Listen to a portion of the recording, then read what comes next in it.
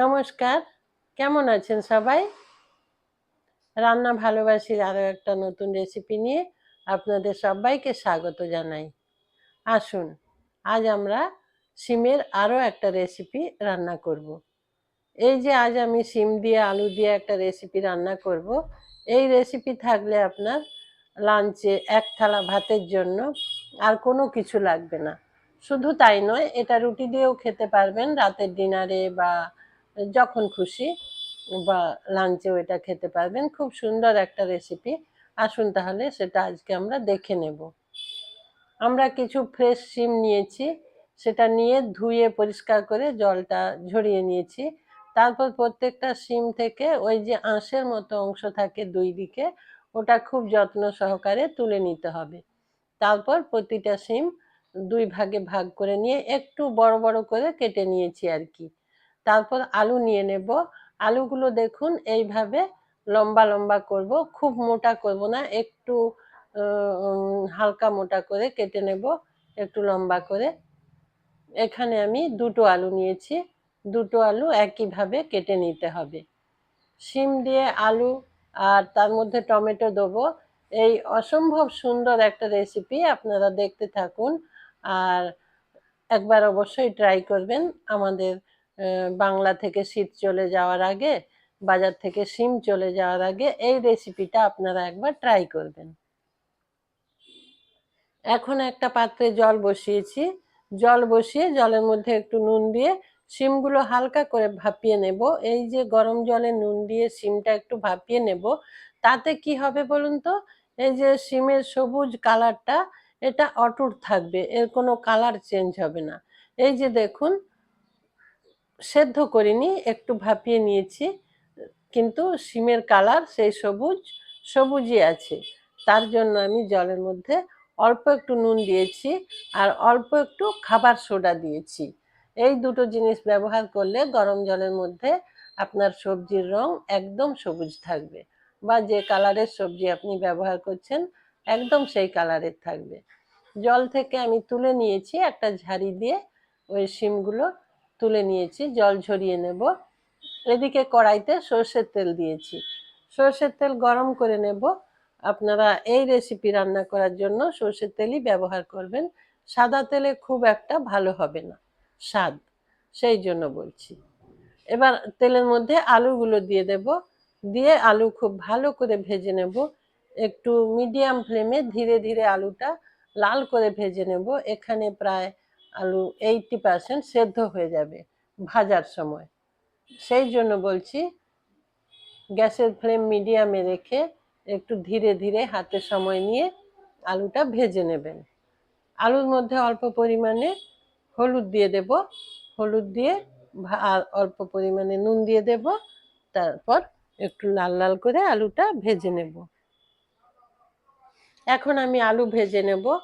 আর আপনারা যারা ভিডিওটা দেখতে শুরু করেছেন এখনো একটা লাইক দেননি কিংবা ভুলে গিয়ে থাকবেন, সেই জন্য বলছি একটা ছোট্ট করে লাইক দিয়ে দিন, ততক্ষণে আমি আলুটা একটু লাল লাল করে ভেজে নিই।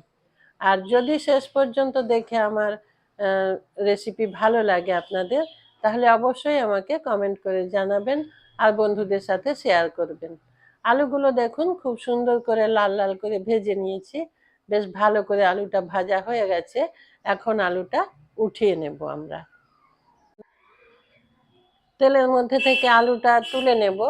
তার মাঝে আমি বলছি শিম কিন্তু আমাদের শরীরের জন্য খুবই উপকারী। আর এই শীতকালে আমাদের বাজারের ব্যাগে কোনোদিন এমন হয় না যে শিম আসেনি, শিম আসে, কিন্তু আমরা বিভিন্নভাবে সেটা রান্না করে থাকি। সেই জন্য আজ আমি আবারও একটা রেসিপি আপনাদের সাথে শেয়ার করেছি। আমি আশা রাখছি খুব সুন্দর হবে এই রেসিপি। দেখুন আলুগুলো লাল লাল করে ভেজে নিয়েছি আর 80% এখানে সেদ্ধ হয়ে গেছে। এখন ওই তেলের মধ্যে কয়েকটা বড়ি দিয়েছি, এটা বিউলির ডালের বড়ি আর একদম বাড়িতে বানানো বড়ি। একটু লাল লাল করে ভেজে নিয়েছি, দিয়ে কড়াইয়ের মধ্যে আবারও একটু তেল দিয়েছি। এবার তেলের মধ্যে গোটা গরম মশলা ফোড়ন দিয়ে দেব, আর দিয়ে ফোড়নটা ভালো করে ভেজে নেব। গোটা গরম মশলার মধ্যে দুটো দারচিনি, দুটো লবঙ্গ আর দুটো এলাচ আছে, সেটা ভালো করে ভেজে নিয়েছি। তারপর এখানে খুব খুব ছোট ছোট করে কেটে রাখা পেঁয়াজ দিয়ে দিতে হবে। পেঁয়াজ দিয়েছি, পেঁয়াজটা একটু লাল লাল করে ভেজে নেব। একটু সময় নিয়ে পেঁয়াজটা ভালো করে ভেজে নিতে হবে, তারপর আমাদের মশলাগুলো যোগ করতে হবে। দেখুন পেঁয়াজটা সুন্দর করে ভেজে নিয়েছি। এরপর আদা আর কাঁচা লঙ্কা একসাথে বাটা, ওটা 1 চামচ দিয়ে দিলাম। দিয়ে একটু নাড়াচাড়া করে মিশিয়ে নিলাম।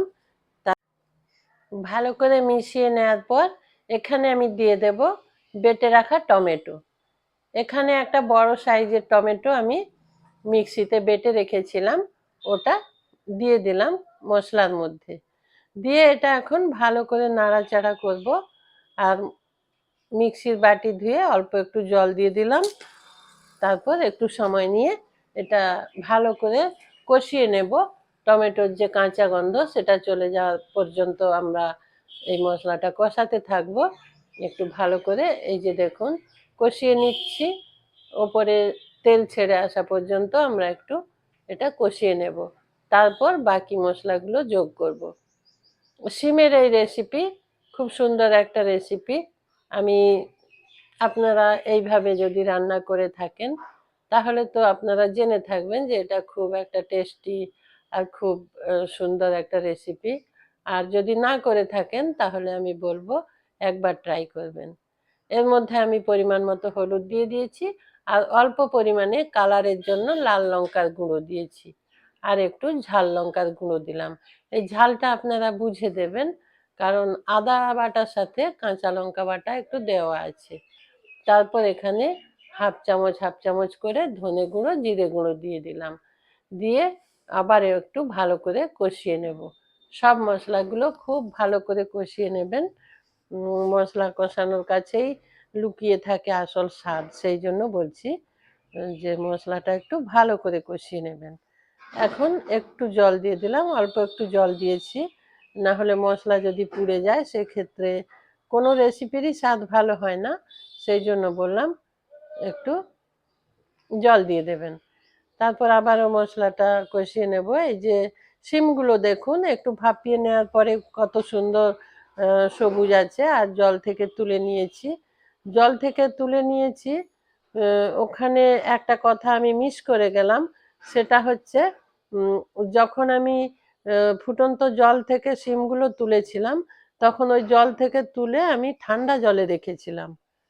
সরাসরি ওখান থেকে তুলে ঠান্ডা জলে দিয়েছিলাম। তারপর ঠান্ডা জল থেকে তুলে জলটা ঝরিয়ে রেখেছি।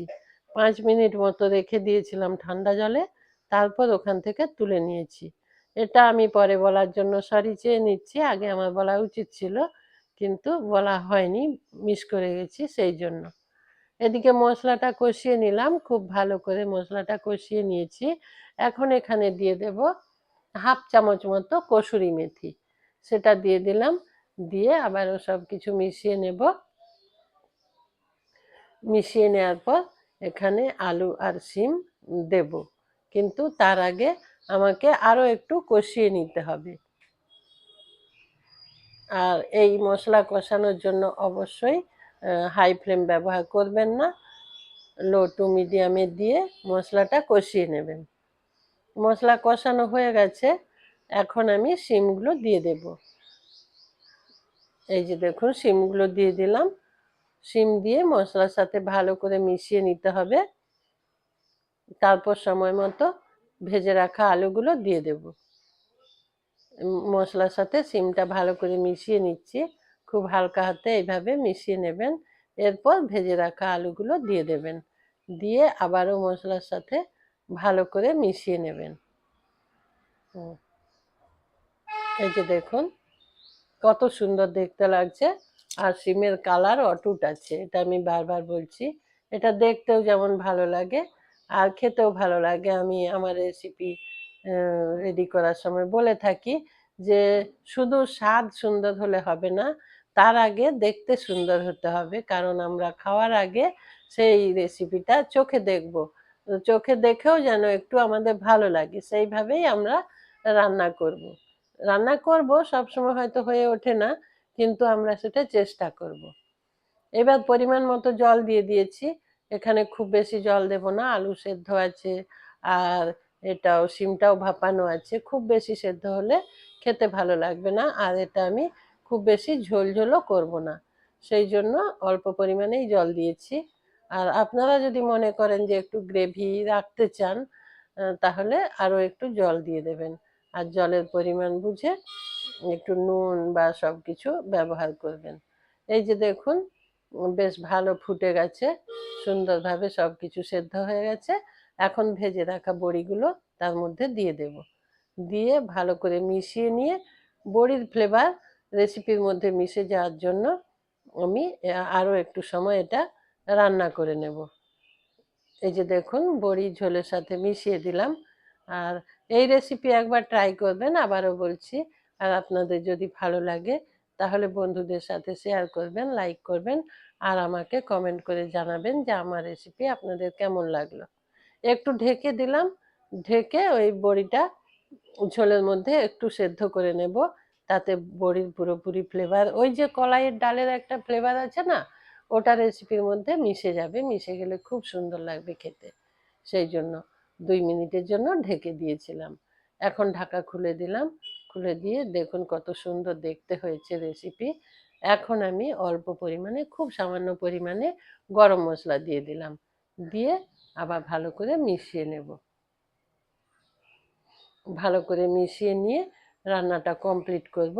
আপনারা যারা ধৈর্য ধরে এতক্ষণ আমার সঙ্গে ছিলেন, আমার রান্না উপভোগ করছিলেন, আমার ভিডিওটা, তাদেরকে আমার আন্তরিক ধন্যবাদ, অসংখ্য ধন্যবাদ আর ভালোবাসা পাশে থাকার জন্য।